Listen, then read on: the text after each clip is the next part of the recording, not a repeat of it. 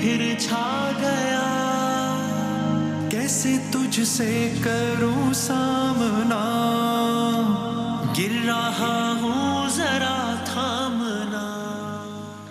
اس نشریات میں ہم آپ کو ایک بار پھر خوش آمدید کہتے ہیں، اور آپ سب لوگوں کا شان رمضان سے جڑے رہنے کا رات کے اس پہر بھی آپ لوگ اتنی بڑی تعداد میں دیکھتے ہیں، سراہتے ہیں، ہمیں آپ کا فیڈ بیک اور باقی نمبرز وغیرہ موصول ہوتے ہیں، اس سے اندازہ ہوتا ہے۔ تو میں بہت پوری ٹیم کی جانب سے آپ سب لوگوں کا بہت زیادہ شکر گزار ہوں، اور التماس بھی کرتا ہوں کہ ہم سب کو اپنی دعاؤں میں یاد رکھیے گا کہ اللہ تعالیٰ اس نشریات میں دنیاوی تقاضے تو ہیں ہی ٹھیک ہے وہ، لیکن اس سے زیادہ اللہ تعالیٰ خلوص برقرار رکھے، خشوع و خضوع برقرار رکھے، اس کو ایک روحانی تجربہ بنائے جو آخرت میں کام آئے ہم سب کے انشاءاللہ۔ آمین انشاءاللہ۔ جناب قبلہ مفتی سہیل احمدی صاحب ہمارے ساتھ موجود ہیں۔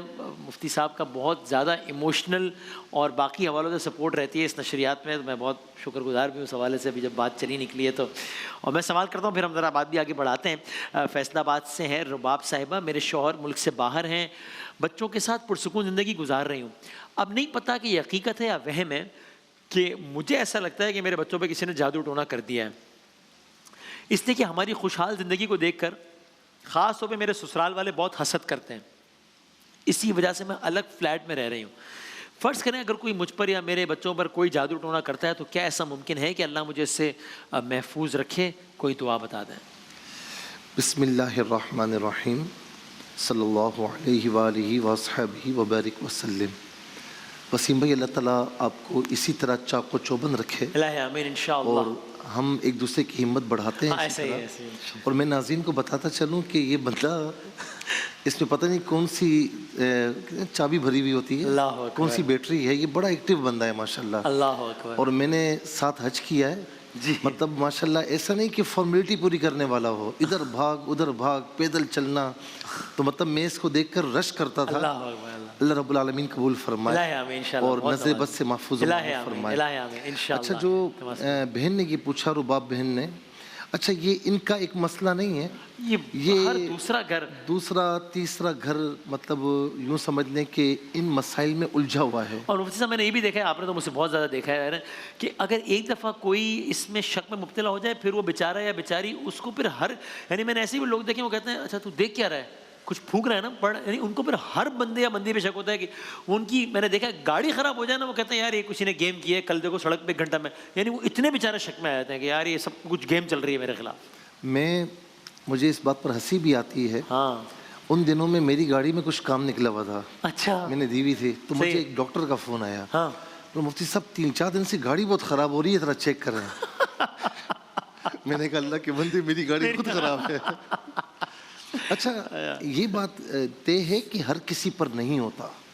اچھا، آپ سست ہیں، آپ بیٹھے ہوئے گھر پہ، کوئی کام نہیں ہوتا، تو کیسے ہوگا کام؟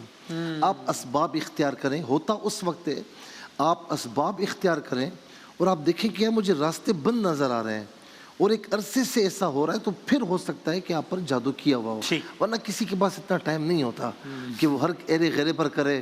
یعنی سست ہیں، جاتے نہیں ہیں، جاب نہیں کرتے، ٹائم صحیح نہیں دیتے، کہتے ہیں میں جہاں چاہتا ہوں مجھے نکال دیتے ہیں، تو کیوں نہیں نکالیں گے وہ؟ اللہ تعالیٰ خیر فرمائے۔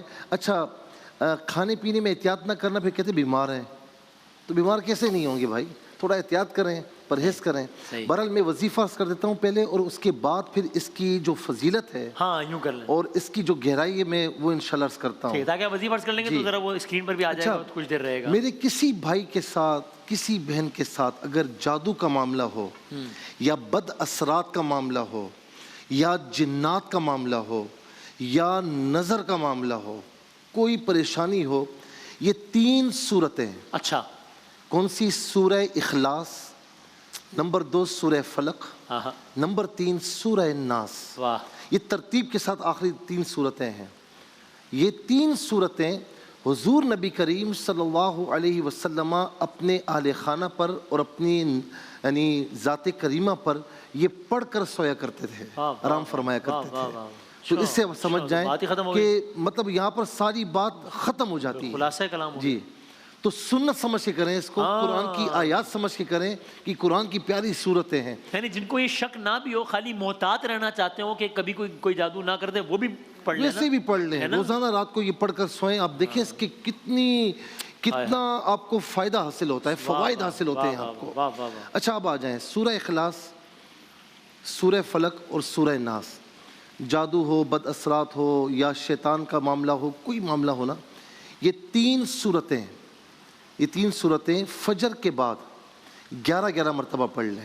اچھا جی اچھا، اس کو اس طرح پڑھنا ہے، 11 مرتبہ سورہ اخلاص، 11 مرتبہ سورہ فلق اور 11 مرتبہ سورہ ناس، اول آخر 3 مرتبہ کوئی بھی مختصر سا جو درود پاک آپ کو یاد ہو وہ پڑھ لیں، پڑھ کے اپنے اوپر دم کریں۔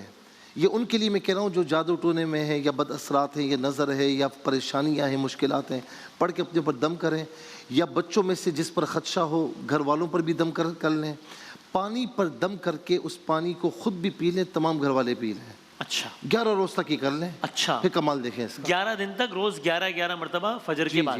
جی ہاں، اور اگر گھر پر یہ خدشہ ہے کہ گھر پر ہے تو پانی پر جو دم کیا ہوا ہے آپ نے گھر کے چاروں کونوں پر چھڑک دیں، صحیح ہے، انشاءاللہ گھر سے بھی یہ بد اثرات، شیطانی عمل اور یہ جادو ٹونا، یہ سب کالا جادو جو بھی ہو یہ دور ہو جائے انشاءاللہ۔ اس میں کوئی شبے کی بات نہیں۔ اچھا، یعنی اس یقین کے ساتھ کریں گے، اور ٹھیک ہے، یہ کوئی یعنی یہ کوئی کہ اللہ معاف کرے سڑک پہ بیٹھے کسی عامل کا بتایا ہوا تو نسخہ نہیں ہے، اب سرکار دو عالم کا بات ہی ختم، قرآن کی آیات ہے اور سرکار پڑھ رہے ہیں تو بات ہی ختم ہو۔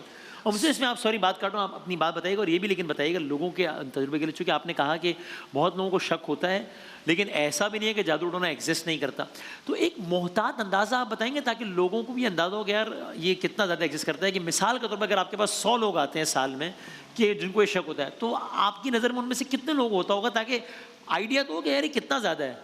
صحیح بتاؤں؟ پلیز بالکل صحیح، بالکل ہاں، 100 میں سے 2% کو ہوتا ہے، یہ بلکہ میں یہ بھی زیادہ بتا رہا ہوں، اچھا شاید 100 میں سے ایک آدھ ہوگا، ایک آدھ ہوتا ہے۔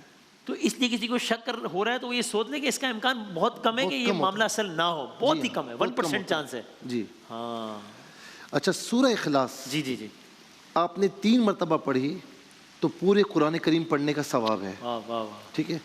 سورہ فلق کی طرف آ جائیں اور سورہ ناس، یہ خاص طور پر جو 2 صورتیں ہیں، لبید بن عاصم ایک یہودی تھا اور اس کی بیٹیاں تھیں، انہوں نے نبی علیہ السلام پر جادو کیا تھا، تو آقا علیہ السلام پر کچھ مرض آ گیا۔ جبرائیل علیہ السلام نے آ کر بتایا کہ یا رسول اللہ آپ پر جادو ہوا ہے، فلاں کنویں کے اندر تہ میں اس کا سامان اس نے چھپایا ہوا ہے، آپ کسی کو بھیجیے، نکال لیجیے۔ مولا علی المرتضیٰ رضی اللہ تعالیٰ عنہ تشریف لے گئے، پورا پانی نکالا تو اندر حضور نبی کریم علیہ السلام کے جو کنگھی مبارک تھے اس کے کچھ دندانے تھے، آقا علیہ السلام کے بال مبارک تھے، اور کھجور کے گھابے کی ایک تھیلی تھی جس میں یہ سامان تھا، ایک کمان تھی جس میں 11 گریں لگی ہوئی تھیں، اور اسی طریقے سے ایک پتلا تھا جس میں 11 سوئیاں چبھی ہوئی تھیں۔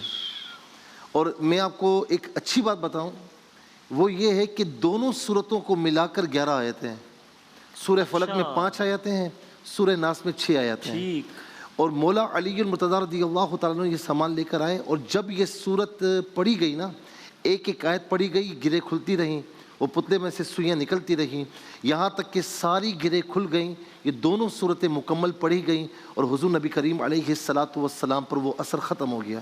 یاد رہے کہ آقا علیہ السلام ان چیزوں سے پاک ہے، لیکن ہماری تعلیم کے لیے کہ ہم پر ہو جائے تو کیا کریں، کہیں جانے کی ضرورت نہیں ہے، یہ پڑھ لیں، آپ اس کا کمال دیکھیں۔ اور میں ترجمہ جلدی سے عرض کرتا ہوں، قل هو اللہ احد، آپ فرما دیجیے وہ اللہ ایک ہے، اللہ الصمد، اللہ بے نیاز ہے، لم یلد ولم یولد، نہ وہ کسی سے پیدا ہوا نہ اس سے کسی کو پیدا کیا گیا، ولم یکن لہ کفوا احد، پوری کائنات میں کوئی اس کا ہمسر نہیں ہے۔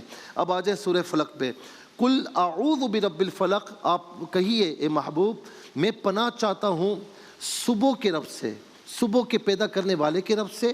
پھر فرمایا کہ من شر ما خلق، تمام مخلوقات کے شر سے، ومن شر النفاثات، ومن شر غاسق اذا وقب، اندھیری ڈالنے والے کے شر سے جب وہ ڈوبے۔ یہ چاند جب اس کی آخری تاریخیں ہوتی ہیں تو آقا علیہ السلام نے فرمایا کہ عائشہ اس سے پناہ طلب کیا کرو، کیونکہ ان تاریخوں میں جادو کرنے والی عورتیں جادو کیا کرتی تھیں۔ ومن شر النفاثات فی العقد، گروہ میں پھونکنے والیوں کی شر سے، اور پھر فرمایا کہ ومن شر حاسد اذا حسد، ہر حسد کرنے والی کی حسد سے کہ جب وہ حسد کرے۔ قل اعوذ برب الناس، آپ فرمائیے کہ میں پناہ چاہتا ہوں تمام لوگوں کے رب سے، الہ الناس جو سب کا بادشاہ ہے، من شر الوسواس الخناس، وسوسہ ڈالنے والوں کے شر سے، من شر الوسواس الخناس الذی یوسوس فی صدور الناس، وہ جو لوگوں کے سینوں میں وسوسہ ڈالتے ہیں، من الجنۃ والناس، جنات میں سے اور لوگوں میں سے. یہ ترجمہ ہے اس کا، اور آپ کو صاف ظاہر ہے کہ یہ کس کام کے لیے ہے. تو انشاءاللہ اس کو پڑھیں گے، نمازوں کی پابندی رکھیں گے. میں آپ کو ذمہ داری سے کہہ رہا ہوں، کہیں جانے کی ضرورت نہیں ہے. آپ دیکھیں جادو ہو، بد اثرات ہوں، شیطانی معاملہ ہو، ساری چیزیں دور ہو جائیں گی. سبحان اللہ، سبحان اللہ. تو بھائی یہ علماء کرام سے کی ہی بات سن کے سننا ہے، وہ یہ کہ یہ بکرا کاٹ دو، وہ اس کا گوشت لے کے یوں گھما کے ادھر کر کے اور اس کے نیچے یوں کر کے، اس سے بہت بہتر ہے. سرکار کے زمانے میں یہ نہیں ہوا، بس تو ختم ہو گیا. صحابہ آل بیت اطہار کے زمانے میں یہ چیزیں نہیں ہوئی، ختم ہو گیا. سمپل ہے، ساری بات ختم ہو گئی اس میں. تو اس کو ذرا ضرور اس زاویے سے دیکھیے. میں نے علماء کرام جب سنا ہے، اس کے بعد مجھ سے جتنے لوگوں نے کہا ہے، میں نے ان کو یہی تجویز کیا ہے ہمیشہ اپنی کیپیسٹی میں، کہ علماء تو یہ بتاتے ہیں. بہت شکریہ. ایک وقفے کے بعد ہم اپنے نعتیہ سیگمنٹ کے ساتھ حاضر ہوتے ہیں انشاءاللہ. رمضان یوں آ گیا، بن کے رحمت یہ پھر چھا گیا، کیسے تجھ سے کروں سامنا.